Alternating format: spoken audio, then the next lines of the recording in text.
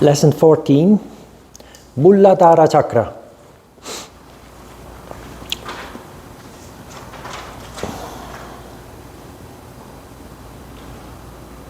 Muladhara Chakra is the chakra at the bottom of the spine.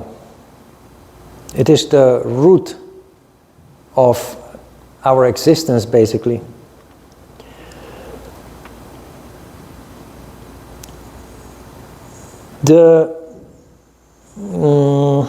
Let's start with the details first. The subtle element of Muladhara Chakra is earth, solid matter, earth.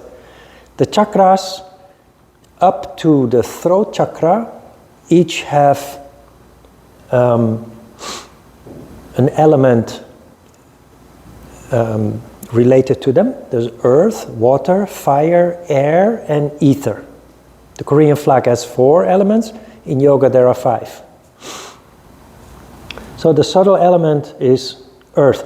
The subtle vehicle of action is excretion. This tells you a little bit about the function. Excretion. Excretion means when you need to go to the toilet, you excrete stool or urine, or when you're sweating, but also your body is full of glands that produce hormones, so they excrete hormones. And also when you give birth, as a woman, when you're pregnant and you give birth, that is also a form of excretion, where a huge amount of energy is being released to get the baby out of the womb. The energy that is responsible for that, the active energy or the vital energy in this chakra, is called apana prana. The subtle organ of perception is the smell. The color related to this chakra is the color red. And the mantra is Lam. The mantra is not so important. I never pay much attention to that. But the other elements are rather interesting. The functioning of the physical body is part of its function. Physical and instinctual sexuality is the function of this chakra. So that is pure and raw sexuality, to create, to procreate, to ensure the existence of the human race. So there's no romanticism involved. There's no love relations involved. It's just raw sexuality that is located in this chakra.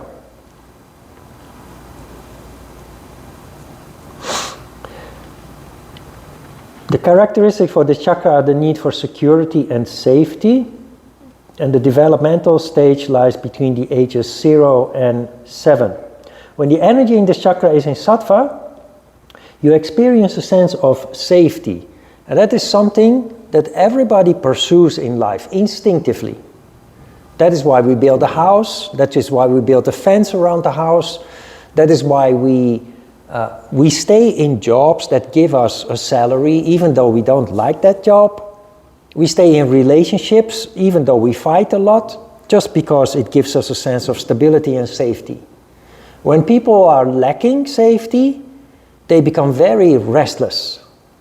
And if you're not aware of how this works, that will make you very it will make you very unstable, and it just makes you want to return to that sense of safety that you had before, even if that means going back to something that you hate. So it's very tricky, but also very interesting, because as a yogi, when you're aware of this, you're conscious of the fear, and instead of going back to a situation that actually does more harm than good, you try to deal with the fear while creating a more desirable situation. One where you don't have to go back to a job that you hate, or a partner with whom you fight a lot, or an abusive partner. That is what we instinctively do, but as yogis we stop functioning instinctively, or at least we try, by using Ajna Chakra. The chakra is related to fear. Fear and anxiety are located in Muladhara Chakra. That is why when you experience fear, you have a bellyache. There's a lot of turmoil in your lower belly when you experience fear. But also, because it's related to excretion, if you experience extreme fear, you lose control and you wet your pants, even defecate involuntarily. People who experience fear also sweat excessively. And that is not normal sweat like the sweat that you excrete when you exercise. The sweat that comes from fear is very smelly. It has a very pungent smell. Now, human beings do not have a very sensitive smell in that sense, but animals smell fear. And when an animal smells fear, they attack. That is instinct. So a dog can be a very well-behaved dog and never fight with other dogs and never bites people. But the day that they come across a person that experiences extreme fear, they might just attack just like that. Because that is just their instinct. It's the smell of fear that makes them do that.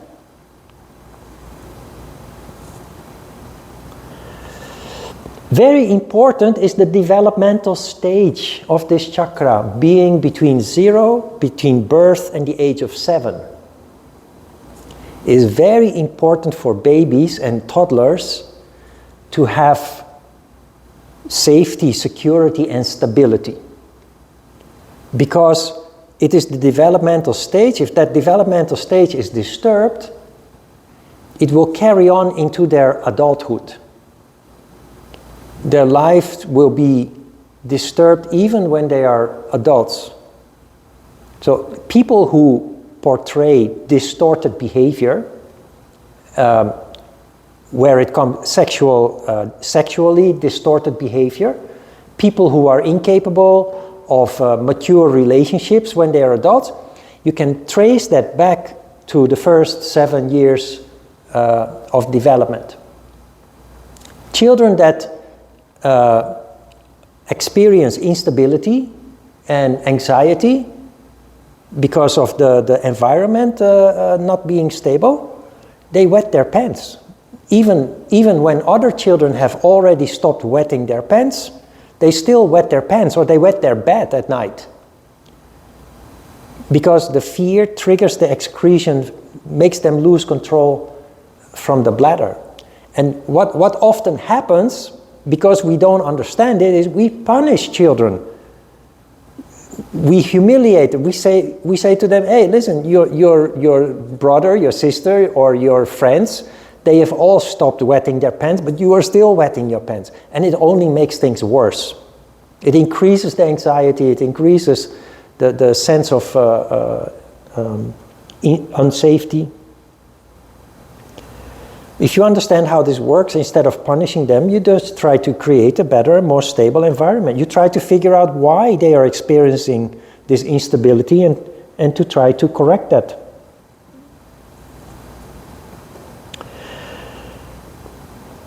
Now,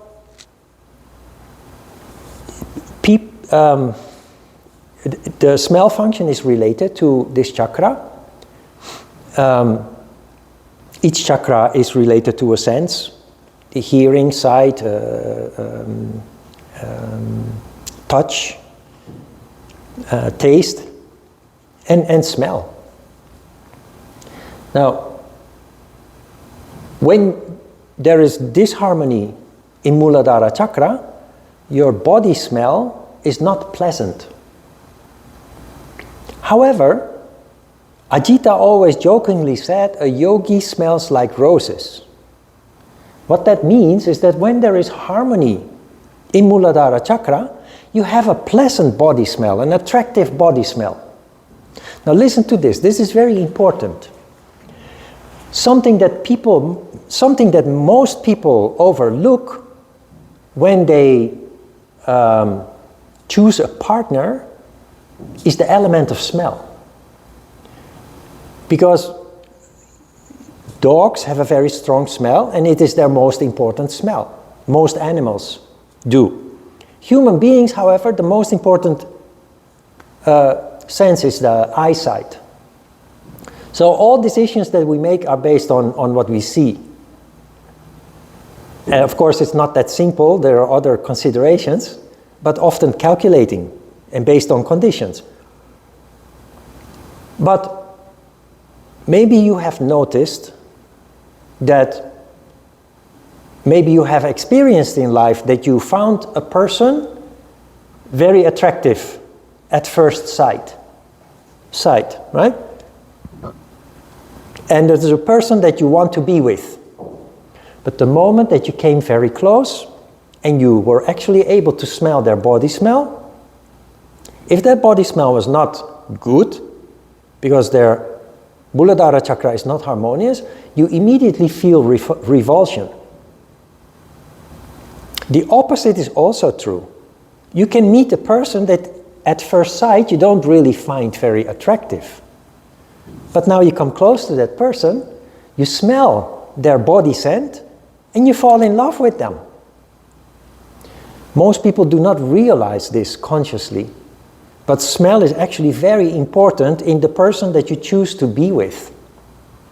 There are many people who are in a relationship, a steady relationship, married maybe, with a partner whose smell they hate. And that's terrible. If you understand this, that's terrible. It's just not the right person. Regardless of their physical appearance, they might be very pretty or handsome. Maybe they're rich, but your life, you'll never be happy completely in that relationship. Smell is much more important than we think. Also, if you think of it, when you experience fear, what do you feel? Turmoil in your belly, but what is that turmoil? It's energy. Do you realize when you experience fear that it's actually a whirl of energy? Everything is energy. Pay attention. When you need to go to the toilet, pay attention to what you feel. What causes you to realize, hey, I have to go to the toilet? What causes you to get up from your seat and walk to the restroom? What makes you do that? What is it? Is it a thought? No, it's a feeling. Feeling is energy. It is the thought that follows the feeling. The thought will say, okay, now it's time to go to the toilet. But it starts with the feeling. Everything starts with the feeling. Human beings, we live in a society where we overemphasize the brain. But the brain is only a tool. What we feel is much more important. Sadly, we live in a society where what we feel is subordinate. There are many people believe that being sensitive is a negative thing. It makes you emotionally unstable and weak. On the contrary, it's all about energy. If you oppress feelings because the whole world thinks that feelings are bad, you kill your most precious asset, which is energy. Now pay attention when you go to the toilet, because we're going to do energy control. We started with Kriya. But what is energy? Well, when you need to go to the toilet, it is so obvious. If only you pay attention, you realize there's a huge amount of energy involved in that urge that makes you go to the toilet. It's one of the biggest, strongest feelings that you can get on a they're a stronger emotion, but often they are negative. But when you need to go to the toilet, that is not subtle at all. When you're thirsty, what is it that makes you go to the kitchen and get some water or the fridge. What is it that makes you do that? Same as the need to go to the toilet, but it's more subtle. But there is a feeling. There's a feeling, I'm thirsty. Then there is the thought, I need to go to the kitchen and get some water. It always starts with a whirl of energy. It's that energy that then creates the thought that tells you it's time to get something to drink. I'm telling you this, it's not in the handout, but I'm telling you this to help you understand energy. And that actually energy is ruling our lives, but we're just not aware of it. It's the same as with nada. We were born with it, so we don't realize it's there. Energy is, everything starts with energy, a movement of energy. Everything we do, everything we feel, everything we think, everything we say, it starts with a whirl of energy. We're just not aware of it.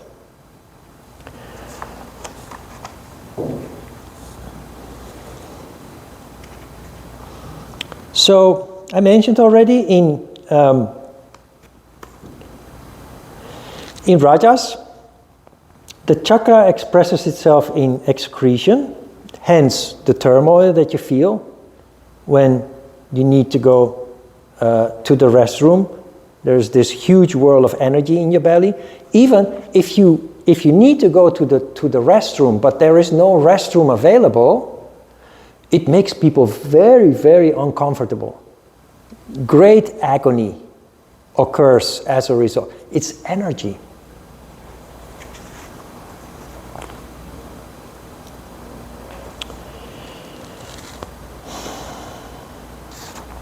That also means when we're lacking apana prana, we end up with indigestion, pyanbi. Indigestion, constipation occurs. People who are lacking apana prana don't sweat properly or don't sweat at all. Even when they exercise, they can't sweat. People who lack when you're pregnant, in Korea it's very common to have a C-section. Instead of natural birth, the doctor gives a surgery to have the baby come out. But originally, C-section is used for women who cannot naturally give birth, which is caused by a lack of apana prana. Now, I've taught yoga classes to pregnant women, prenatal yoga. Throughout the years, we've had, of course, lots of women who have families, and they always recognize this. When you're pregnant for the first time, other women always have lots of advice for you, even though you don't ask for it. And one of the things that you always hear is, oh my goodness, it is horrible to give birth, and it is so painful, and oh my goodness, and what they are doing is even though you haven't experienced it yet, it's your first pregnancy, they create fear in you. And when they create fear in you, you don't want to focus on your baby anymore. You don't want to focus on your pregnancy anymore. What is happening as a result, technically, is that the amount of apana prana is reduced, which is the cause of problems giving birth. So my advice is always to ignore. Do not listen to those people when they tell you how horrible it is to give birth. It's a big thing to give birth. It's a miracle of nature that women can grow a baby in their belly and give birth to another human being. Rather than being afraid of it or let people scare you, just focus on yourself and focus on your baby and have your consciousness in your belly.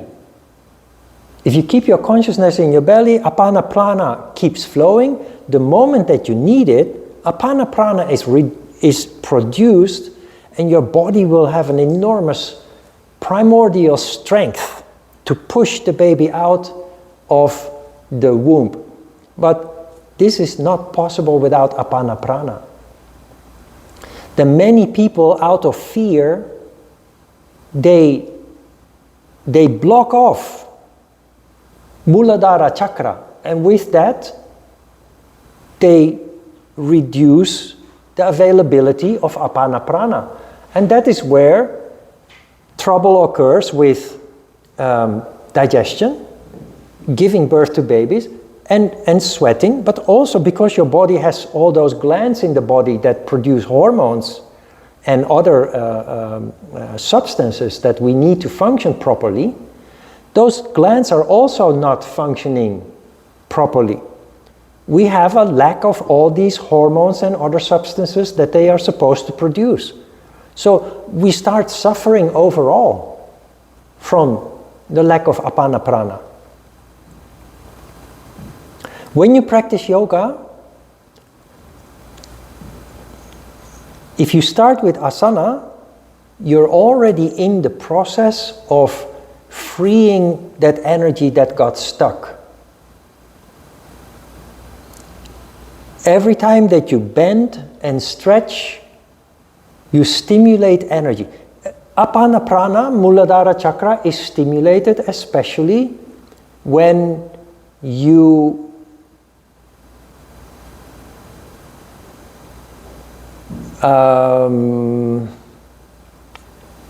when you spread the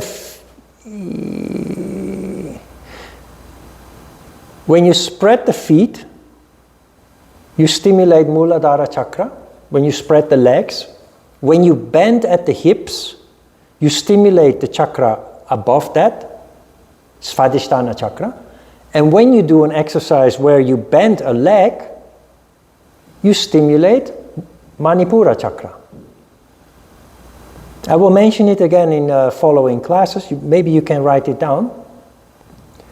There is an order there. When you do a warrior pose, you spread the feet. When you do a triangle pose or the white triangle pose, you spread the feet, you tilt the pelvis, and you bend a leg. So these exercises stimulate all three lower chakras. So people who are stuck with their energy, most people are, especially in Muladhara Chakra, benefit a lot from simple asana practice in itself. That is why also beginning yoga practitioners,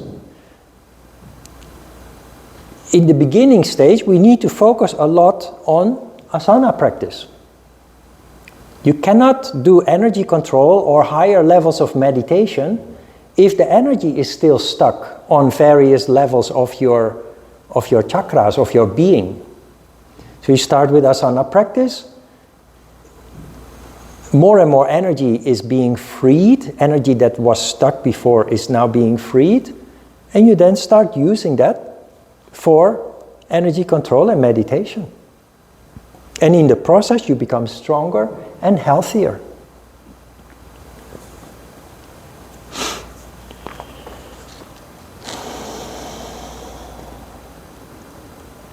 Excitement causes Shakti domination and is the reason for addictions.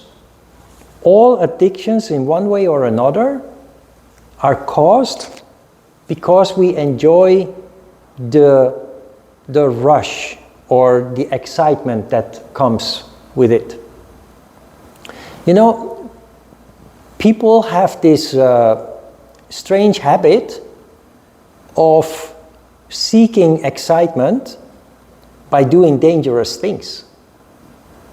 One of the ways in which we do that is when we go to Lotte World and we take a roller coaster ride. People are screaming in the roller coaster or in the Viking, especially if you sit in the top. Then you're almost falling over every time. Why do we do that? Because we like that excitement. And we know we dare to do this because we know, yes, it's scary, but it's all calculated. It's not supposed to kill us, so I can take the risk. But you see young people, especially boys, teenagers, they go out in the street and riot, for example.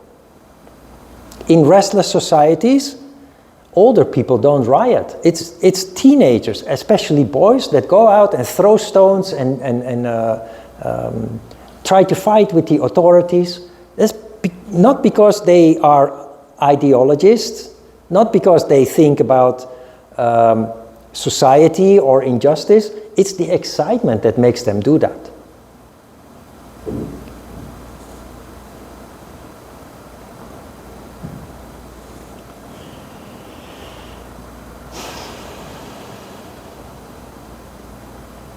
Years ago, when I wrote this, that was in the late 1990s, there were lots of riots in the Middle East. And you saw Palestinian boys fighting against the Israeli self-defense forces, the police. And it always got very heated because they would throw stones and fire bombs and quite violent. So the police would react. And you could see in the news that when they were caught and led away to the police car or to the police station, you could often see those dark stains in their pants, which means they lost control. They wet their pants because they were so scared of the Israeli police, because they heard stories maybe from their uncles or their nephews. Don't get caught because they will beat you up or they will torture you. Or so the moment they enjoy the excitement, the moment they're caught, they, oh my God, and they let everything go. Muladhara chakra. Both the excitement and then the fear that leads to the release of the bladder, all in Muladhara chakra.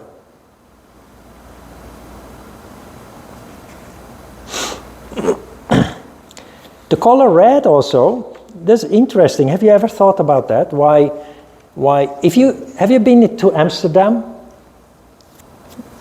What do you do when you go to Amsterdam? You go to the red light district. No?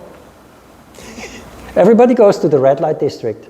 This is downtown, very old, 700 years old, since they started building Amsterdam. But that's the district where prostitution is offered. And the Netherlands is famous for that because the women are sitting in front of the window, sitting behind the window. So not everybody, of course, but most tourists, when they go to Amsterdam, they go also to the red light district just to feel the atmosphere. And there is a special atmosphere there. But what do you see? The color red is everywhere. It's called the red light district for a reason. And brothels, where prostitution is offered, it's always red. Interior is red, everything is red, and the lighting is red. Why? Because it appeals to Muladhara chakra. It appeals to raw sexuality.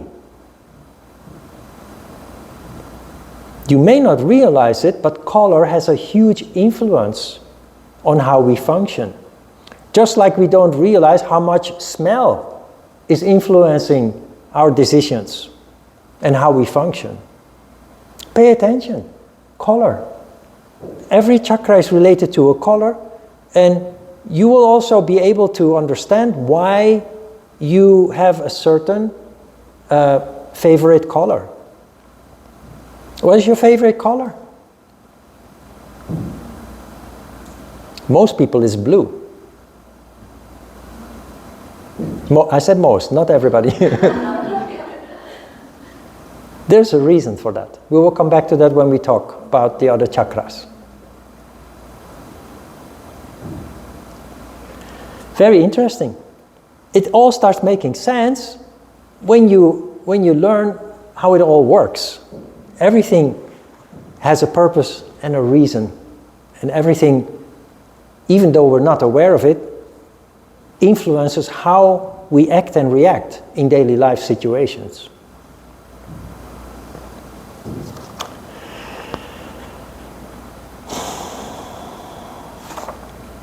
The chakra in the center has a symbol of an elephant. That's not just an elephant, it's an elephant with 7 trunks. I think I get... In the files that I sent you a chakra chart. I'm not sure if that contains the... No, it doesn't have the... It doesn't have the characters in it. The elephant with 7 trunks represents the building blocks of which we are made. Remember, the subtle element of this chakra is earth. It is the root of our existence. So our whole body is... The creation of our physical body starts with Muladhara chakra. Muladhara chakra is at the root of our physical existence. So the elephant with 7 trunks, each of the trunks represents one of the building blocks from gross to subtle. And it starts with plasma. Plasma, then out of plasma comes blood. Out of plasma and blood, muscular tissue is created. Out of plasma, blood and muscular tissue, fat tissue is created. Out of those 4, bone tissue is created. Out of those 5, brain, marrow and nerve tissue is created. And the most complex and most precious tissue is created out of those previous 6, and that is egg and sperm cells.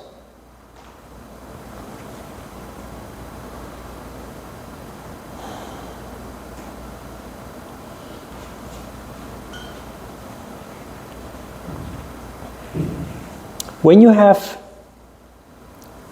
Muladhara chakra problems, the best approach is physical movement.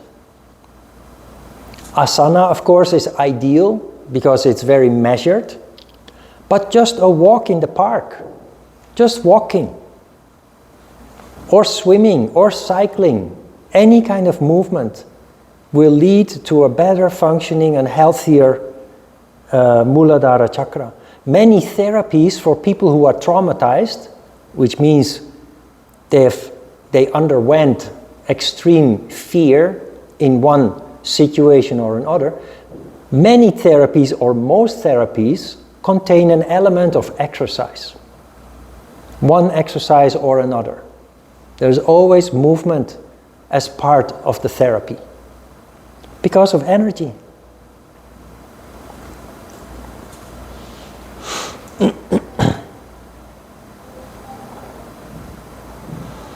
Now fear, everybody experiences fear. And I started this lecture explaining that fear is something that keeps people staying in situations that they actually don't like, but that gives them a certain sense of stability. The reason is that fear is kind of paralyzing us. The need for security, the sense of stability, is more important than to get away from an undesirable situation, a job that we hate or a partner that is abusive.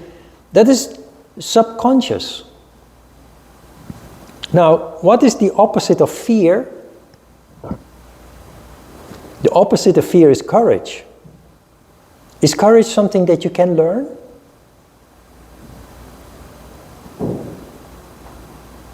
It isn't. Because fear is so strong, it's uncontrollable in most human beings. That is why people panic in certain situations. They can't control, they lose control, they panic. Where does courage come from? From the crown chakra. Courage is not something that you can learn from a book.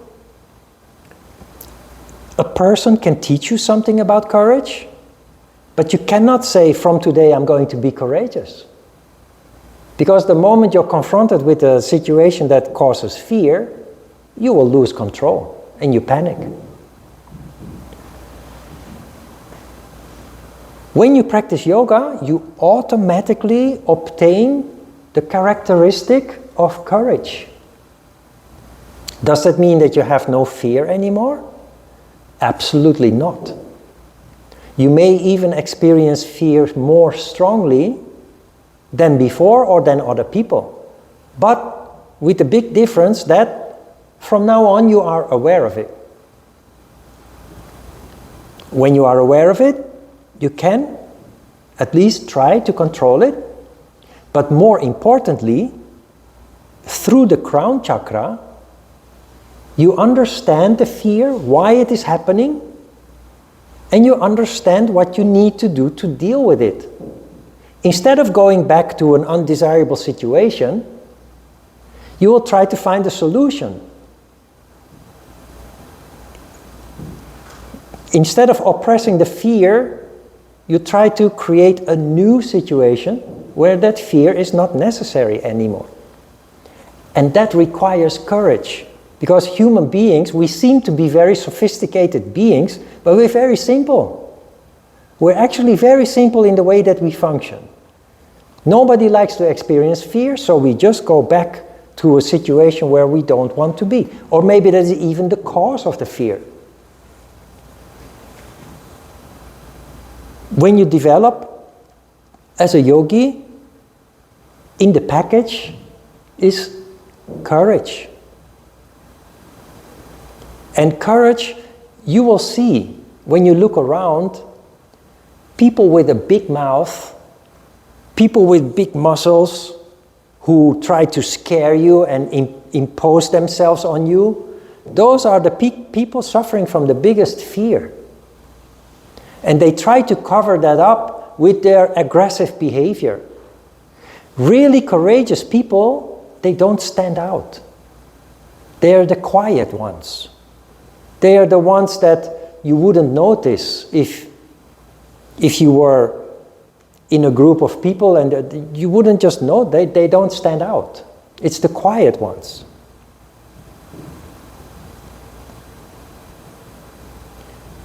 People with aggressive behavior, they only act like that because they are full of fear. It's like with dogs. The dogs that bark and try to attack other dogs, they do that out of fear. If a dog feels safe and secure with their owner, they're very, very... My dog, people always say, oh, no musuneo. They look very scary. One looks like a fox, the other looks like a wolf. 무서워 보여요. 무섭게 생겼다. And then they say, oh, so no, 엄청 순하네. Why? Because their Muladhara chakra is in harmony. That is how I rescued them. They were wild dogs. They had not even lived with a family. They were born in a World Cup park. They lived there for 5 months with their mom. Then they were brought to the shelter. One ran away, the other one was almost dying. I saved them by applying what I know. What do they need? Stability, most of all. I never raised my voice or my hand when they destroyed something. Good food, also for people. Stability, good food, delicious food. Food that they like to eat. And lots of love. Lots of cuddling, lots of care. Routine. Every day the same routine. So there are no surprises. They turned out so lovely, so wonderful. That's how it works.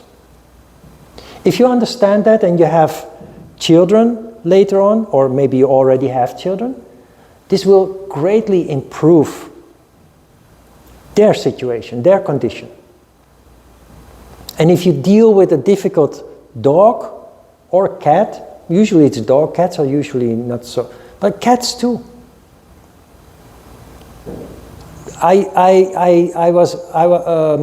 Before I came to Korea, every summer, I had a friend who every summer went to southern France because his wife was French, and they would stay for 6 weeks. But they had a cat and a dog, and they would ask me to pet sit. And they had a nice house with a garden, so it was nice for me because I lived on the 5th floor in an apartment, small apartment. So in the summer I could stay for 6 weeks in their house. And their cat, they hated their cat, but they had a cat to catch mice. But especially the guy, he would always kick the cat and treat very bad. So that cat was very mean. I would sit in the living room eating my dinner, and then it would come and it was really scary. But you know, after 6 weeks, that cat was totally normal. And then they came home again, and all done. I was almost cried. It was so sad. Stability, routine, love and care, good food, all healing power. No surprises, no threats, everything will be fine. And lots of patience. Good. Questions? Question? Yeah.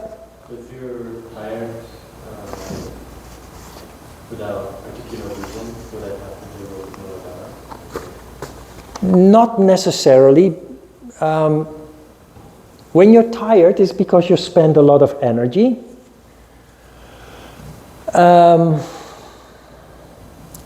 In the modern world that we live in, usually that is not because of physical activity, but because of mental activity.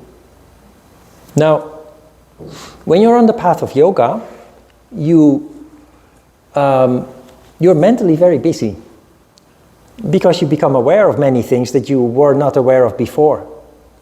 And being mentally very busy can be exhausting. So it's not just Muladhara chakra, it's just everything together. And to deal with that, just take good care of yourself. Sleep early. You must really, having enough sleep is of huge consequence for our physical and mental health. So try to keep a strict routine. Every day, just sleep. For many years, I slept at 9 o'clock and I would wake up at 5. Every day. Saturday and Sunday too. It was very exceptional that I would sleep late, maybe because I would meet a friend or so.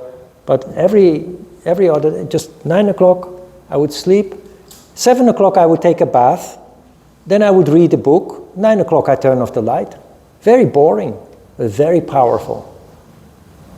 And so have enough sleep, make sure that you sleep enough, and it's better to sleep early than late, because in the early hours of the evening hours before midnight, your body does a lot of restoration and recovery. But if you're not a night owl, it's better to sleep early and wake up early.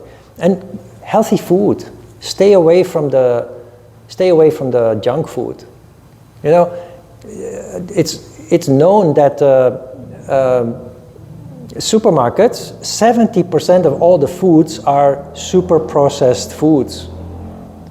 And they are detrimental to your health. They're really, sometimes, you know, you want to enjoy something like that, go ahead and do. But if that is part of your daily diet, which for many people it is, it's really affecting. And as a yogi, you cannot do that anymore.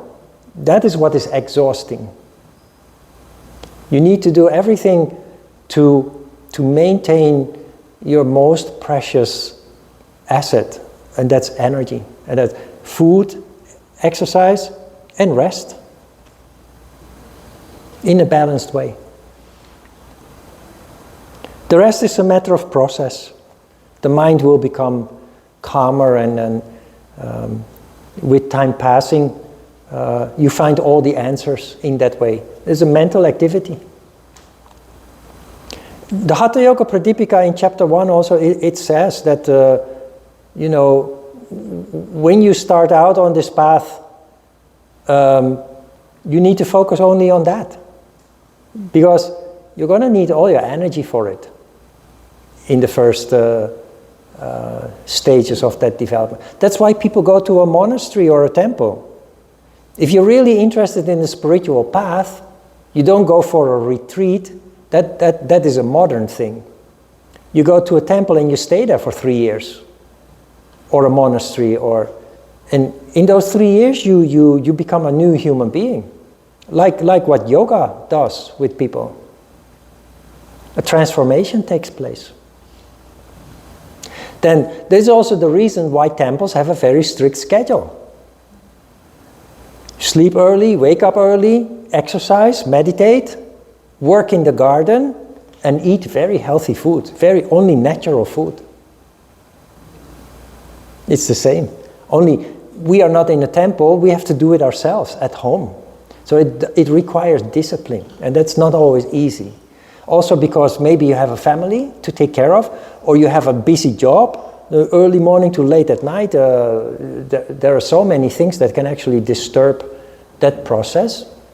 But with time you will find a way, maybe change jobs, or maybe you can reduce the number of hours you need to work, or with time, because you feel that need, you will eventually make some adjustments that will allow you to have more time for yourself. Because you really need more time for yourself when you're on this path.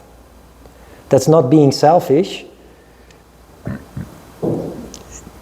It's on the surface it may seem to be selfish, but everybody around you benefits from it, and that's really not being selfish. You sacrifice yourself to improve your surroundings, basically.